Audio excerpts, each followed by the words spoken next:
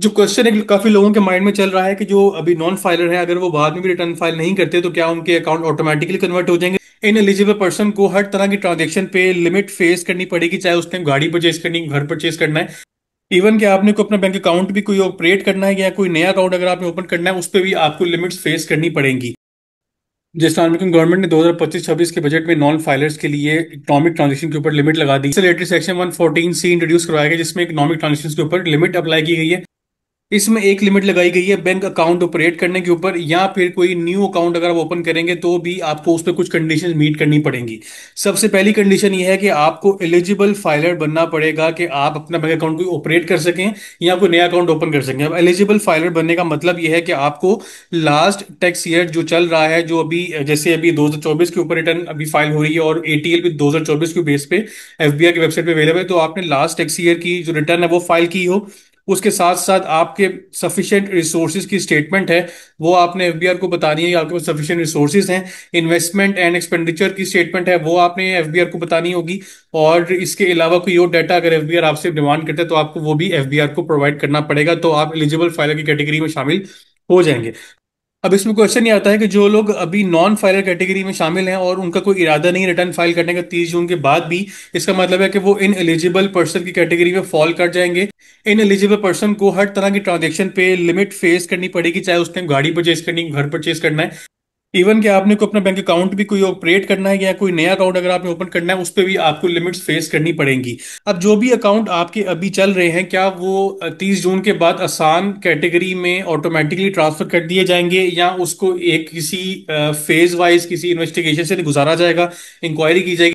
तो उसका simple answer ये है कि एफबीआर बैंक के साथ एक लिस्ट शेयर करेगा। उस लिस्ट में उन लोगों के नाम होंगे, उनके सीएनआईसी नंबर होंगे और लिखा होगा कि इन लोगों के बैंक अकाउंट्स को बंद कर दिया जाए और इन लोगों को जो बैंक अकाउंट अभी मेंटेन कर रहे हैं उनको ऑपरेट करने की इजाजत ना दी जाए, या अगर कोई नए अकाउंट्स ओपन करने वाले हैं तो इन सीएनआईसीस को उस लिस्ट में से निकाल दिया जाए।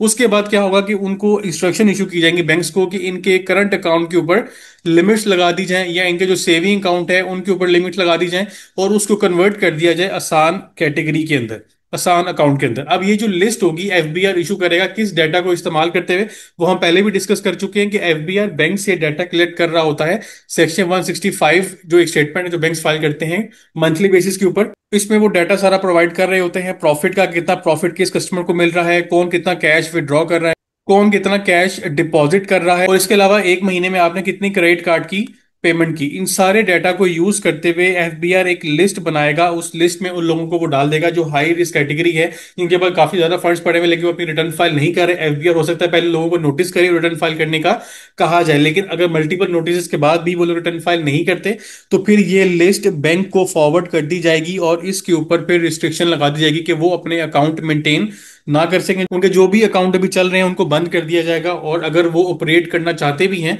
तो सिंपल उनको ऑप्शन दी जाएगी कि वो आसान अकाउंट ऑपरेट कर सकते हैं जिसके अंदर हर तरह की लिमिट लगा दी जाएगी। जो क्वेश्चन है काफी लोगों के माइंड में चल रहा है कि जो अभी नॉन फाइलर है अगर वो बाद में भी रिटर्न फाइल नहीं करते तो क्या उनके अकाउंट ऑटोमेटिकली कन्वर्ट हो जाएंगे। तो उसका आंसर ये है कि ऑटोमेटिकली कन्वर्ट नहीं होंगे। आपको पहले एक नोटिस किया जाएगा, अगर यहाँ जो डाटा एफबीआर ने रिसीव किया बैंक से उसको एफबीआर एक चेक एंड बैलेंस के थ्रू गुजारेगा। जो हाई रिस्क कैटेगरी होगी, जो हाई प्रोफाइल पीपल होंगे जो रिटर्न फाइल नहीं करते, बैंक को कहा जाएगा कि उनके अकाउंट को ब्लॉक कर दिया जाए अगर वो रिटर्न फाइल नहीं करे। और अगर आपका अकाउंट ब्लॉक होता है और आसान कैटेगरी में कन्वर्ट करने को कहा जाता है तो आप जब भी अपनी रिटर्न फाइल करेंगे या आप एलिजिबल पर्सन कैटेगरी को फुलफिल करेंगे तो कमिश्नर एफबीआर बैंक को इंस्ट्रक्शन दे देगा कि वो आपके अकाउंट को अनफ्रीज कर दे और जो आपका नॉर्मल कैटेगरी का अकाउंट है इसमें आप पहले से ट्रांजेक्शन्स कर रहे थे उसको वो ऑपरेट करने की इजाजत दे देगा।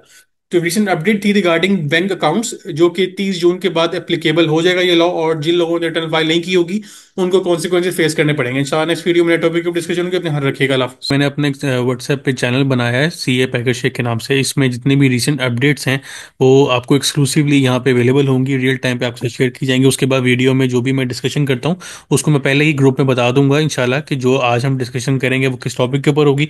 उसके अलावा जो भी नई अपडेट्स आएंगी वो इस चैनल के ऊपर आपको उसके लिंक्स या डॉक्यूमेंट्स आपको अवेलेबल होंगे। तो आपसे रिक्वेस्ट है, मैंने लिंक इस चैनल का डिस्क्रिप्शन में ऐड कर दिया, आप उसको जाकर फॉलो करें ताकि आप रिसेंट अपडेट्स के साथ इन टाइम अपडेटेड रहें।